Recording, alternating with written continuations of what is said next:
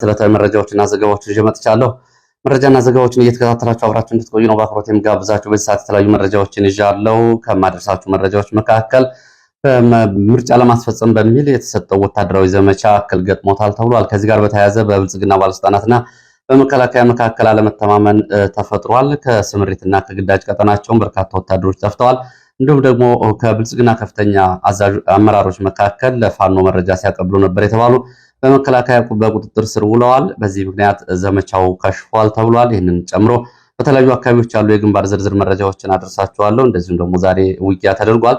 እንደዚሁ ወደ ገጠራማ አካባቢዎች ለምርጫ ሲወጡ የነበሩና እነሱን አጅበው የነበሩ ወታደሮች ጋር በነበረው ውጊያ በብልጽግና ባለስልጣናት ላይም ጉዳት ደርሷል። እነዚህን ጨምሮ በተለያዩ አካባቢዎች ያሉ ዝርዝር መረጃዎችን በዚህ ሰዓት ወደ እናንተ አደርሳለሁ። እንደዚሁም ደግሞ ከባለፈው መጋቢት 5 ጀምሮ እንደገና ወደ ሰሜን ኢትዮጵያ ከፍተኛ የሆነ የጦር መሳሪያ እየተጓጓዘ ነው። ሰራዊት ደግሞ እየተንቀሳቀሰ ነው። ከዚህ ጋር በተያያዘ እንደዚሁ ወታደራዊ ሎጂስቲክም እየተንቀሳቀሰ ነው። ከአዲስ አበባ በተለይ ወደ ሰሜን ምዕራብ ኢትዮጵያ አካባቢ የሚሉ መረጃዎች ወጥተዋል። ከዚህ ጋር በተያያዘ እንደዚሁ በትግራይም እንደዚሁ ወታደራዊ ዝግጅት ዘመቻ መክት የሚል የሎጂስቲክ የስንቅ የሬሽን የማሰባሰብ ስራዎችና ተዛማጅ መረጃዎችም እንደዚሁ ከትግራይ አካባቢ ይዣለሁ። እነዚህንም አደርሳችኋለሁ። ከነዚህ መረጃዎች ባሻገር በ2013 ዓ.ም በህወሓት የሰሜን ዕዝን አጥቅቶ ጦርነቱ ከመቀስቀሱ በፊት በኢትዮጵያ መከላከያ ሰራዊት ስር በሱዳን የተለያዩ የሰላም ማስከበር ተልዕኮ ላይ የነበሩ የህወሓት አዛዦች እንደዚሁ ወደ ሀገር ውስጥ ሊገቡ ነው የሚሉ መረጃዎች ወጥተዋል። ከዚህ ጋር በተያያዘ ያለውን ዝርዝር መረጃ በዚህ ሰዓት ወደ እናንተ የማደርሳችሁ ይሆናል። በተለያዩ አካባቢዎች ከግዳጅ ቀጠናዎቻቸው የወጡ ወታደሮች በተለያዩ አካባቢዎች የአየር ቅኝትና እንደዚሁ ደግሞ የግንባር መረጃዎችን በቅደም ተከተል ወደ እናንተ አደርሳለሁ። እናንተም አብራችሁ እንድትቆዩ ነው በአክብሮት የምጋብዛችሁ። ሀሳብ አስተያየት ቢኖራችሁ ጥቆማ ዜናችን@gmail.com ላይ ታደርሱ ትችላላችሁ። ሀሳብ አስተያየቶችን እያደረሳችሁ ስለሆነ በእጅጉ አመሰግናለሁ። ከነዳጅ ጋር በተያያዘ በሀገር ውስጥ ያለውን የነዳጅ ሁኔታና እንደዚሁ ደግሞ የሸቀጦች ዋጋ መጨመርን በተመለከተ ከተለያዩ አካባቢዎች አስተያየቶችን አድርሳችሁኛል። እንደዚሁ በሌላ ጊዜ ሰብሰብ አድርጌ የሚመለስባቸው ይሆናል። እንግዲህ በዚህ ሰዓት ወደ ያስኳቸው መረጃዎች ሲሄድ የመካከለኛው ምስራቅ አጫጭር መረጃዎችን በማስቀደም ነው የምጀምረው። ከመካከለኛው ምስራቅ መረጃዎች መካከል በተለይ በሰሞኑ የኢራንና የእስራኤል የአሜሪካ ጦርነት በተመለከተ ዛሬ ወጡ አዳዲስ መረጃዎች ምን አሉ የሚሉትን በአጭሩ ወደ እናንተ አደርሳለሁ። ከዚህ ጋር በተያያዘ የኢራን ቁልፍ የሚባሉ ወታደራዊ አዛዦች ዛሬ ሌሊቱን በእስራኤል የአየር ድብደባ ተገድለዋል። በተለይ የቀድሞው የኢራን አጠቃላይ መሪ አያቶላህ ከሚተማመኑባቸውና እንዲሁም ደግሞ የምክር ቤቱ የካውንስሉ እንደዚሁ ከፍተኛ ባለስልጣን የነበሩትና የኢራን ቁልፍ ሰው ተብለው ከሚጠሩት መካከል አሊ ላሪጀኒ ዛሬ በእስራኤል አየር ኃይል ተገድለዋል። ባለፈው በቴህራን አደባባይ እስራኤልና አሜሪካን በሚያወግዘው የህዝብ ሰልፍ ላይ አብረው ጎዳና ላይ ታይተው የነበሩት የኢራን የቁርጥ ቀን መሪ ናቸው። ዛሬ ሌሊቱን በእስራኤል የሚሳኤል ጥቃት የተገደሉት። ይህንን መግደሉን ሞሳድና የእስራኤል አየር ኃይል አሳውቋል። እንግዲህ ዛሬ ከተገደሉት ሌላው መሪ ደግሞ የኢራኑ እንደዚሁ የአንድ ዲቪዥን አዛዥ ቀጠናው ማለት ነው የአብዮታዊ ዘቡ እሳቸውም እንደዚሁ ኢብራሂም ዛሬ ተገድለዋል። ጀነራል ኢብራሂም ይባላሉ አዛዡ። እሳቸውም በ24 ሰዓት ከተገደሉት የኢራን ጀነራሎች መካከል ይገኙበታል። ከዚህ ጋር በተያያዘ እስራኤል የአየር ኃይል በተለያዩ የኢራን ከተሞችና የሚሳኤል ማስወንጨፊያ ማዕከላት ላይ ዛሬ ሌሊቱን ድብደባ ሲያደርግ አድሯል። አሜሪካም ተጨማሪ አየር ኃይል ወደ ቀጠናው አስገብታለች። የኢራኑ አዲሱ መሪ ሞጅታባ ካሚኒ በጦርነቱ ይቀጥላል፣ እስራኤልና አሜሪካ ይሸነፋሉ፣ አሁን የጦርነት እንጂ የሰላም ጊዜ አይደለም፣ እጅ እስኪሰጡ እስኪሸነፉ ጦርነቱ ይቀጥላል ብለዋል። ትራምፕ ደግሞ አስቂኝ የሆነ ንግግር ተናግረዋል። አንደኛው እንግዲህ በተለይ እስራኤል የኒውክሌር መሳሪያዎቿን አትጠቀምም የሚለው ነው። ይሄኛው እንግዲህ በሌላ አገላለጽ እስራኤል የኒውክሌር መሳሪያ ታጥቃለች የሚለውን ለመናገር ፈልገው እንደተናገሩ ነው እየተገለጸ ያለው። እንግዲህ በዓለም ላይ 8 ሀገራት ኒውክሌር በይፋ መታጠቃቸው ሲታወቅ 9ኛ ሆናም በተደጋጋሚ ስሟ የሚነሳው እስራኤል እስካሁን ድረስ በይፋ መታጠቋ አልተገለጸም። ትራምፕ ግን በዚህ መንገድ ጉዳዩን ግልጽ አድርገውታል። በአሁኑ ጦርነት እስራኤል ኒውክሌር አትጠቀምም ማለት ኒውክሌር አላት ግን አትጠቀምም ወቁት እንደማለት ተወስዷል። ከዛ ባሻገር ዛሬ ከአሜሪካ መሪዎች ንግግር መካከል አስቂኙ ደግሞ የኢራኑን የባህር ሰርጥ ለኢራን መርከቦች ፈቅደናል ነው። የኢራን መርከቦች ነዳጅ ለዓለም ገበያ እንዲያቀርቡ እና ያለውን የነዳጅ እጥረት ለመቆጣጠር በዓለም ላይ የኢራን መርከቦች በሆርሙዝ ሰርጥ እንዲያልፉ አሜሪካ ፈቅዳለች የሚለው ነው እንግዲህ መነጋገሪያና እንዲሁም ደግሞ አስቂኝ የሆነው መረጃ። እንግዲህ ኢራን በዚህ ቀጠና የትኛውም በተለይ የእስራኤልና የአሜሪካን ጨምሮ ጠላት ያለቻቸው ሀገራት ነዳጅ እንዳያስተላልፉ አግዳለች፣ የአረብ ሀገራትን ጨምሮ። ከዚህ ጋር በተያያዘ ነዳጅ በዓለም ላይ ያው አሁን ከፍተኛ እጥረት ተከስቷል። እንደ ስሪላንካ የመሳሰሉና አንዳንድ ሀገራት የስራ ቀናትን ቀንሰዋል። የትራንስፖርት እንቅስቃሴ እንዲሁም ደግሞ የእግረኛ እንቅስቃሴዎችን እያዘዙ ነው የሚገኙት። በዚህ ምክንያት በአሜሪካም ከፍተኛ የሆነ የነዳጅ እጥረት ጫና አለ። ምንም እንኳን መጠባበቂያ ያለን በሚል ትራምፕ እየተናገሩ ቢሆንም ከዚህ ጋር በተያያዘ እንግዲህ የኢራን መርከቦች በራሳቸው ሰርጥ እንዲያልፉ አሜሪካ ፈቅዳለች የሚለው የምጸት ንግግር ሆኖ ታይቷል። ይህንን ቀጠና አሜሪካ አልተቆጣጠረችም። ከኢራን ለመንጠቅ ነው እየታገልኩ ያለሁት ወይም ደግሞ ቀጠናውን መርከቦች እንዲያልፉ የሰላም ማስከበር ስራ ሰራለሁ የምትለው አሜሪካ ገና ባልተቆጣጠረችው ቀጠና ላይ ነው ይህንን እያለች ያለችው። አጠቃላይ ከዕለታዊ ክስተቶች ባሻገር የኢራንና የእስራኤልና አሜሪካ በኢራን ላይ የከፈቱት ጦርነት በዓለም የፖለቲካ እና እንዲሁም ደግሞ የኃይል አሰላለፍ ላይ አንዳንድ ለውጦችን እንዳመጣ መታዘብ ይቻላል። ምናልባት በዚህ ላይ እንግዲህ ግሎባል ፖለቲካ ወይም ደግሞ ዓለም አቀፍ ፖለቲካን የምትከታተሉ የምታጠኑ ሰዎች የራሳችሁ ምልከታዎች ልታስቀምጡ ትችላላችሁ።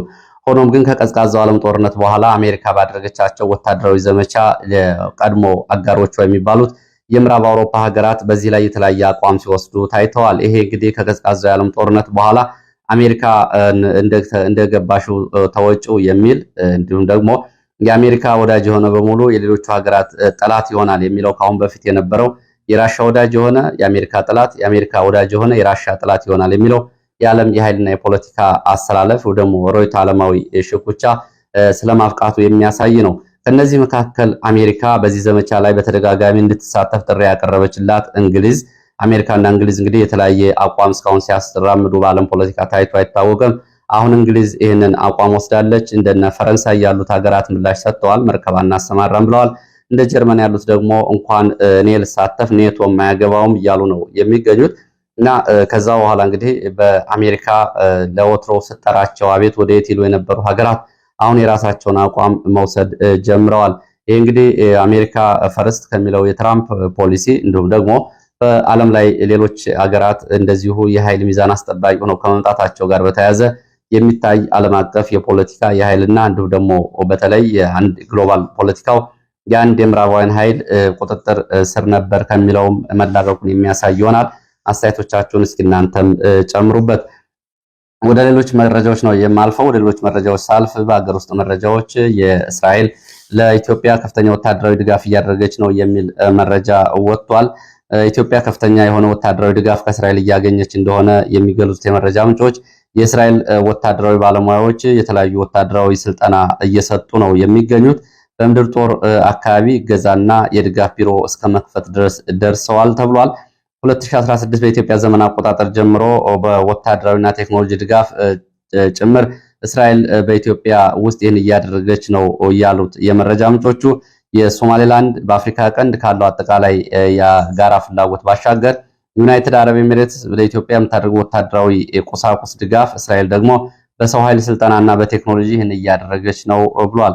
እንግዲህ እነዚህ ሁለቱ ሀገራት ይህን እያደረጉ ያሉት በቀጣዩ በአፍሪካ ቀንድ ለሚኖራቸው አጠቃላይ የአፍሪካ ቀንድና የቀይ ባህር እንዲሁም ደግሞ የመካከለኛው ምስራቅ ሰርጥ ለመቆጣጠር ከሚያደርጉት ወታደራዊ ፍላጎት አንጻር ከኢትዮጵያ ጋር የገቡት ወይም ደግሞ ኢትዮጵያን በመጠቀም በቀጠናው የወታደራዊ ቁጥጥር ለማድረግ እንደሆነ ነው እንግዲህ መረጃዎችም የሚያሳዩ። ተጨባጭ መረጃዎችም በተለይ ከሶማሌላንድ አንጻር ያሉት እነዚህ ናቸው።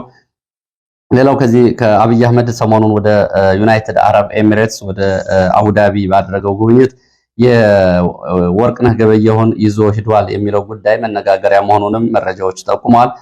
በምስልና እንዲሁም ደግሞ በፎቶግራፍ አልወጣም እንጂ አብይ አህመድ ከጅቡቲ ድሬዳዋ፣ ከድሬዳዋ አረብ ኤሚሬትስ ወይም ደግሞ አቡዳቢ ለነበረው በረራ የኢጋድ ዋና ጸሐፊ ወርቅነህ ገበየሁን ይዞ ሄዷል ነው የተባለው።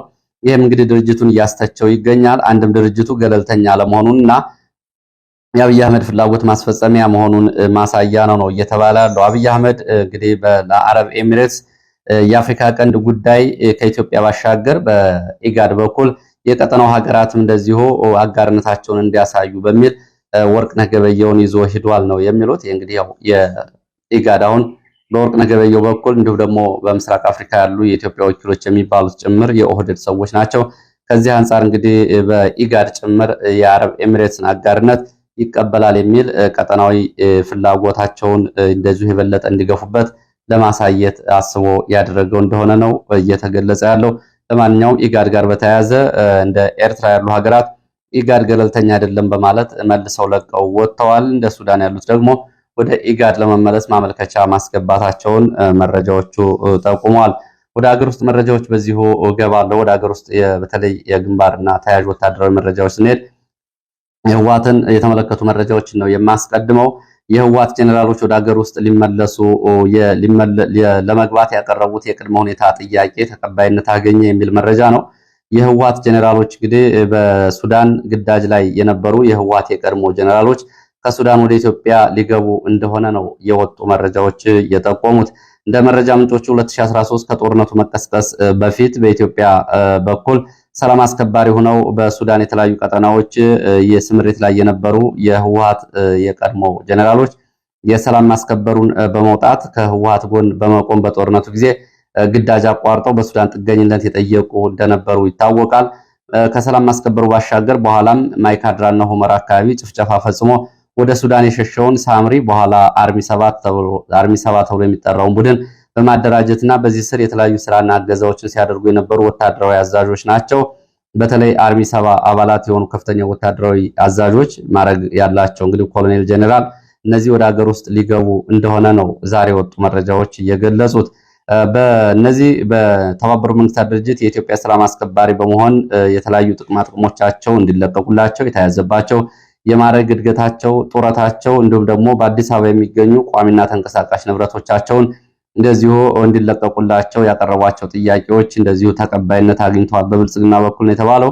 ይህንን ተከትሎ እንግዲህ በቅርቡ የተወሰኑ ባለማዕረግ ወታደሮች ከሱዳን ወደ ኢትዮጵያ ይገባሉ ተብሏል። ይሄ እንግዲህ በህወሓት በኩል እንደዚሁ ቅሬታ ፈጥሯል። እነዚህ ከሃዲ የሚል ፍረጃም እየተደረገባቸው ነው።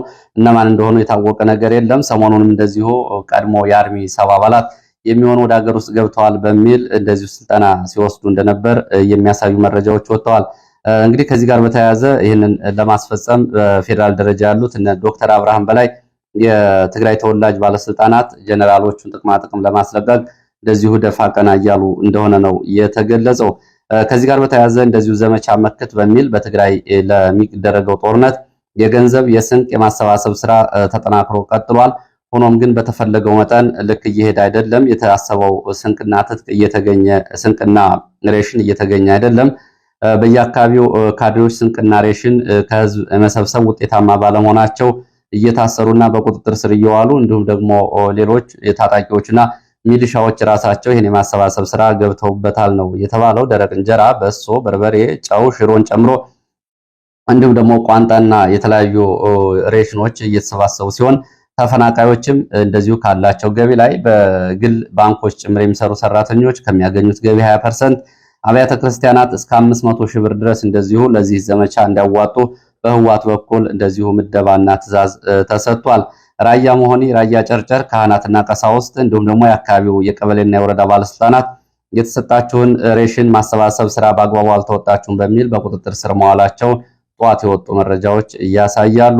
ከዚህ ጋር በተያያዘ ታጣቂዎቹ ቤት ለቤት ስንቅ ከማሰባሰብ ባለፈ ወጣቶችን እያፈሱ ለ21 ቀናት ስልጠና ወደሚሰጡ የተለያዩ ማዕከላት ወታደራዊ ግዳጅ እንዲያስገቡም እንደዚሁ ትዕዛዝ ተሰጥቷል። ካሁን በፊት በተለያየ መንገድ በትጥቅ መፍታት በዲዲአር እንዲሁም ደግሞ በተለያየ መንገድ ከህወሓት ታጣቂዎች ወጥተው እንደዚሁ የሚገኙ እንዲገቡ ጥሪ ተደርጓል፣ የክተት ጥሪ። ይህም እንግዲህ በኃይልም ቢሆን እንዲፈጸም ታዟል። ከባለፈው ቅዳሜ ጀምሮ ከትግራይ የትኛውም ወጣት እንዳይወጣ እንደዚሁ ክልከላ ተደርጓል። ኬላዎች እንዲዘጉና ወጣቶች ትግራይን ለቀው እንዳይወጡ እንደዚሁ ትዕዛዝ መሰጠቱ ተገልጿል። ከዚህ ጋር በተያያዘ ጦርነቱ 75 በመቶ እናሸንፋለን የሚል እንደዚሁ ቀጠናዊ ያሰላለፍ ግምገማ እያደረጉ መሆናቸውና ለማሳመኛ ይህን እያቀረቡ እንደሆነ ነው የተገለጸው። ከዚህ አንጻር የጎረቤት ሀገራትን ቀጠናዊ ያሰላለፍ የሀገር ውስጥ ያለውን ጦርነት ጭምር እንደዚሁ እንደ አድቫንቴጅ በመውሰድ 75 በመቶ ጦርነቱን እናሸንፋለን የሚል ግምገማ የህወሓት ሰዎች አስተላልፈዋል። ሌላው ጀነራል ጉሽ ገብረ በትግራይ እየተደረገ ያለውን የጦርነት እንቅስቃሴ ለማስቆም ጥረት እናደርጋለን ብለዋል። ጀነራል ጉሽ የኤርትራና የህወሓት ዝግጅቶችን በመቃወም ወደ አዲስ አበባ በመኮብለል እንግዲህ የትግራይ ሰላም ኃይል የሚባለውን ከተቀላቀሉት መካከል ይገኙበታል። ጀነራል ጉሽ ለ21 ቀናት ታስረው ከስራ አምልጠው ነው ወደ አዲስ አበባ የሄዱት። አሁን በትግራይ ያለውን አጠቃላይ ሁኔታ በተመለከተ እንደዚሁ በአዲስ አበባ ማብራሪያ መስጠታቸውን መረጃዎቹ ይገልጻሉ። ትግራይ ለዘመቻ መክት ገንዘቡና ሕይወቱን ለመስጠት የማይፈልግ ካለ ትግራይን ለቆ ይውጣ የሚል ትዕዛዝ ተላልፏል። ይሄ እንግዲህ የማያወላዳ አቋም ነው የሚል ነው። ከህወሓት አንጻር ያሉ አሁናዊ መረጃዎች እነዚህ ናቸው። ባለፈው ሳምንት በመቀሌ የነበረው ጀነራል ታደሰ ወረደን ከስልጣን ለማስወገድ የነበረው የቡድን አሰላለፍና ሽኩቻን በተመለከተም ዛሬ አዳዲስ መረጃዎች መቀሌ አካባቢ መኖራቸውን እንደዚሁ የሚጠቁሙ መረጃዎች ወጥተዋል። ዝርዝር መረጃዎች እንደደረሱ ወደ እናንተ አደርሳለሁ። ወደ ደብረታቦር ቀጠና የሚወስደን መረጃ ነው የማስከትለው። ደብረታቦር ቀጠና በፋኖች የሚገኙ ወረዳዎችና ከተሞችን መልሶ ለመያዝ እና እንዲሁም ደግሞ ምርጫ ቅስቀሳና የምርጫ መርሃ ግብር ለማድረግ የነበረው ወታደራዊ ዝግጅት ችግር ገጥሞታል ነው የተባለው። ዘመቻው ለተወሰነ ጊዜ ተራዝሟል። የብልጽግና ባለስልጣናትና መከላከያ መካከል መተማመን የለም።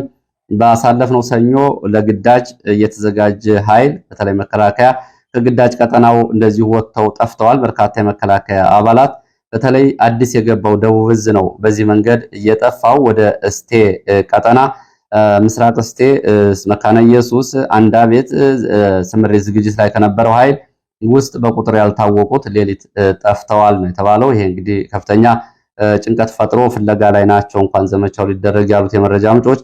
ይህ በእንዲህ እንዳለ የሰራዊቱ የዘመቻ ዕቅድ ቀድሞ ለፋኖ አድርሷል የተባለ በካምፕ ውስጥ የሚገኝ አንድ የእስቴ ወረዳ የብልጽግና ባለስልጣን በቁጥጥር ስር ውሏል።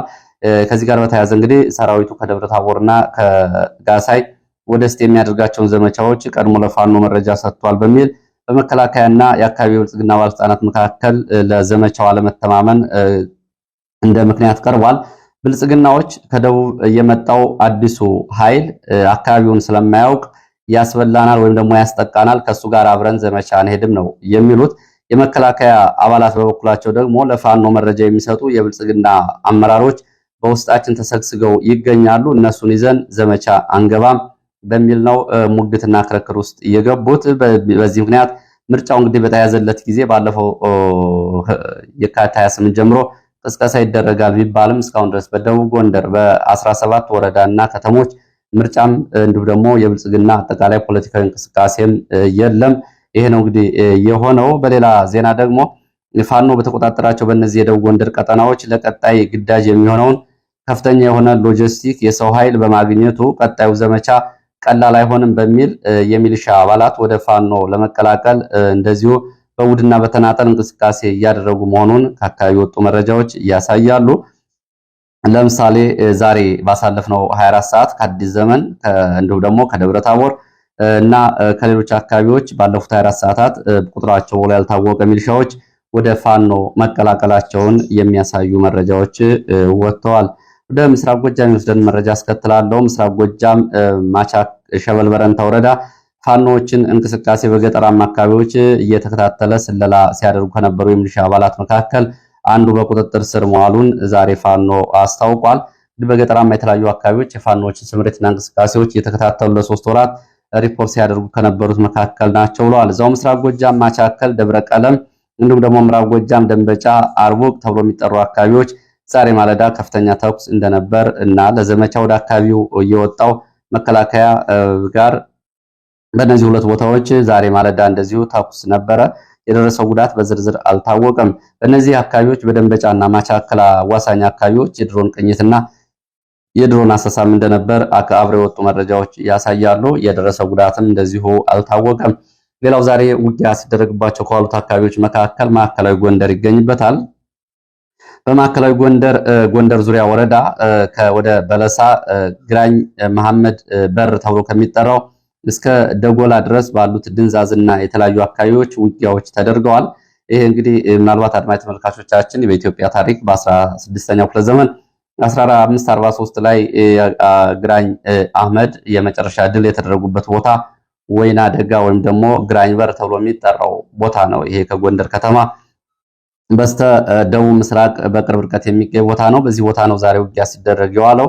በዚህም እንደዚሁ የምስራቅ በለሳ ወደ አርባያ የሚንቀሳቀሱ የብልጽግና ባለስልጣናትን እጀባ እንዲሁም ደግሞ ድጋፍ ያደርጉ የነበሩ ወታደራዊ ተሽከርካሪዎችና እግረኛ ወታደሮች ላይ ፋኖ ጥቃት ከፍቶ ለ6 ሰዓታት ውጊያ ተደርጓል። ከባለስልጣናት መካከልም ጉዳት ደርሷል። ሌላው የደረሰው ጉዳት በዝርዝር አልታወቀም፣ እየተጣራ ነው። ይህ እንግዲህ በአካባቢው ሰሞኑን ካሉት እንቅስቃሴዎች አንጻር ነው። ሌላው ወታደራዊ አቅርቦትና ወታደራዊ የኃይል ስምሪትን በተመለከተ ነው። ከአዲስ አበባ በሰላሌ በኩል ወደ ሰሜን ምዕራብ ኢትዮጵያ ተጨማሪ ኃይል እየተንቀሳቀሰ እንደሆነ የሚገልጹ መረጃዎች ወጥተዋል። መጋቢት 5 2018 ጀምሮ ተጨማሪ እግረኛ፣ መካናይዝድ፣ ወታደራዊ ሎጂስቲክ የጫኑ ተሽከርካሪዎች እንዲሁም ደግሞ ከባድ መሳሪያዎችን እየጫኙ ወታደራዊ ኮንቮዮች ወደ ሰሜን ኢትዮጵያ እየተጓጓዙ ነው የሚል መረጃ። ሌላው መረጃችን እንደዚህ ወደ ምዕራብ ጎጃም የሚወስደን ነው። በምዕራብ ጎጃም እንደዚሁ በትልቁ ወታደራዊ ማሰልጠኛ ብር ሸለቆ አቅራቢያ በዛሬ ፋኖ በፈጸመው ድንገተኛ የደፈጣ ጥቃት ወታደራዊ ኪሳራ ደርሷል ነው የተባለው። ብር ሸለቆ ወታደራዊ ማሰልጠኛ አቅራቢያ ልዩ ስሙ ወታደር ሰፈር ተብሎ በሚጠራ ቦታ በጊዜያዊነት ሰፍረው በሚገኙ የሚሊሻ አባላት ላይ ፋኖ በፈጸመው ድንገተኛ ጥቃት ዛሬ ማለዳ ቁጥራቸው ያልታወቁ የሚሊሻ አባላት ሙትና ቁስለኛ መሆናቸው ታውቋል። ዛሬ ማለዳ ፋኖ በዚህ በወታደር ሰፈር በፈጸመው ጥቃትም እንደዚሁ የወታደር ሎጂስቲክና የነፍስ ወከፍ መሳሪያዎችም በእጁ እንደገቡ መረጃዎች ጠቁመዋል። በተመሳሳይ ከስምሪትና ከግዳጅ ቀጠና የሚወጡ በተመለከተ ደጋዳሞት ፈረስ ቤት እንደዚሁ 3 ወታደሮች የሙሉ ትጥቃቸውን ይዘው ወደ ፋኖ መቀላቀላቸውን የወጡ መረጃዎች ያሳያሉ። እንግዲህ ከተለያዩ አካባቢዎች ማሰባሰብ ለዚህ ሰዓት ወደ እናንተ ያቀረብኳቸው መረጃዎች እነዚህን ነው የሚመስሉት። ስለተከታተላችሁ በእጅጉ ነው የማመሰግነው። ሌላም ጊዜ ሐሳብ አስተያየት ቢኖራችሁ ጥቆማ ዜናችን ሜል.com ላይ ልታደርሱ ትችላላችሁ። ስለተከታተላችሁ በእጅጉ አመሰግናለሁ።